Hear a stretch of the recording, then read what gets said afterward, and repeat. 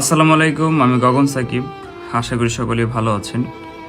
তো একটা সুখের সংবাদ না দুঃখের সংবাদ আসলে আমি নিজে বলতে পারতেছি না। কথাটা হচ্ছে যে সঙ্গীত জগতে ছিলাম একজন ভোকালিস্ট হিসেবে 2019 সাল থেকে 2025 সাল পর্যন্ত। তো অনেকগুলো গান আসলে এখনও রয়ে গেছে, অনেকগুলো কোম্পানির কাছে যেগুলো এখন রিলিজ হয়নি। তো সেগুলো রিলিজ হবে ইনশাল্লাহ। আর কোনো নতুন গান আসবে না।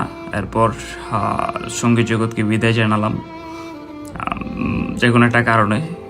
কারণটা যদি প্রয়োজন বোধ করি কোনো না কোনো দিন আমি শেয়ার করবো ইনশাল্লাহ। তো আমার খুব খারাপ লাগতেছে। বিদায় সঙ্গীত জগৎ, বিদায়।